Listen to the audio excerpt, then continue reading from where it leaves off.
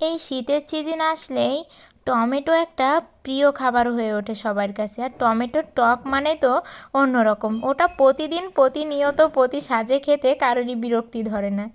আর কাঁচা টমেটোর তরকারি না খেলে তো একদমই ভালো লাগে না। আমি না আগে এক সময় কাঁচা টমেটো দিয়ে যে তরকারি খাওয়া যায় এটা জানতামই না, তবে বিয়ের পরে অনেকের কাছে শুনে টুনে এটা রান্না করে খেয়ে দেখছি সত্যি অনেক বেশি মজার হয়। নমস্কার বন্ধুরা, জয়ের রান্নাঘরে সবাইকে স্বাগতম জানিয়ে আজ নিয়ে চলে এসেছি দুপুরের দুটো দারুণ রেসিপি। একটা হচ্ছে কচি লাউয়ের শুক্তো, আর একটা হচ্ছে আলু দিয়ে টমেটো দিয়ে পাঙ্গাস মাছ। আমরা একটু পাঙ্গাস মাছটা বেশিই খাই, আর পাঙ্গাস মাছ তরকারিতে দিলে না সত্যিই তরকারির স্বাদটাই যেন আরও বেশি সুন্দর লাগে। আর এখানে শুরুতেই দেখুন আমি মাছগুলোকে ভালো করে ভেজে নিয়েছি, আর সেই মাছ ভাজার তেলের ভিতরে আমি পেঁয়াজ রসুন কুচি দিয়ে দিয়েছি। আর পেঁয়াজ রসুন কুচি দিয়ে আমি এর ভিতরে আলু আর টমেটোগুলোকে ছেড়ে দেব। আর আলুগুলোকে আমি আগে থেকে একটু সেদ্ধ করে নিয়েছি, আর টমেটোগুলো তো অনেক শক্ত শক্ত, মানে এগুলো কিন্তু একদম নরম ঘেটে যাওয়ার কোনো পরিস্থিতি নেই, তাই আমি কিন্তু এই পর্যায়ে দিয়ে দিলাম। আর আলুগুলোকে যেহেতু সিদ্ধ করে নিয়েছি একসাথে দিলেও কিন্তু কষানোটাও সুন্দর হবে। আর এবার আমি এটাকে নেড়ে চেড়ে এর ভিতরে পরিমাণ মতো লবণ হলুদ দিয়ে এটাকে বেশ কিছু সময় ভাজা ভাজা করে নেব। আর একটু ভেজে নিয়েই আমি এর ভিতরে যোগ করব জিরা বাটা, আর দিয়ে দেব কাঁচা লঙ্কা বাটা।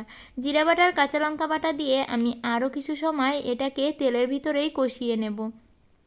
কষিয়ে নিয়ে যখন এটা ভালো করে কষানো হয়ে যাবে তখন কিন্তু এটা দিয়ে একটা সুন্দর ফ্লেভার বের হবে। আর সে পর্যায়ে আমি এর ভিতরে পরিমাণ মতো জলটা দিয়ে দেব। আর জল দেওয়ার পরেও কিন্তু দেখুন এখানে আরও বেশ একটু লবণ আর আরও একটু হলুদ আমি অ্যাড করব। আর এবার ঢাকনার সাহায্যে ঢেকে দিয়ে এটাকে রান্না করব। ঢাকনাটা উঠিয়ে আমি এর ভিতরে মাছগুলোকে দিয়ে দেব। আর পেঁয়াজ রসুন বাটা দেওয়ার থেকে না আমার কাছে পেঁয়াজ রসুন কুচিটাই যদি টমেটোর তরকারিতে দেই সেটা খেতে বেশি ভালো লাগে, কারণ পরে একটু রান্নার পরে গালে পড়ে সেটাই যেন অনেক বেশি মজার হয়। আর এবার দেখুন ঝোলটা একটু গাঢ় হয়ে আসতে আমি এর উপরে একটু জিরার গুঁড়ি ছিটিয়ে দিলাম।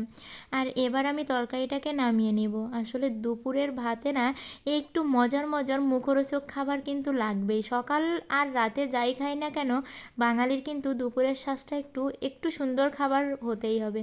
তাই তো আমাদের পছন্দের দুটি খাবারই আজ খেলাম।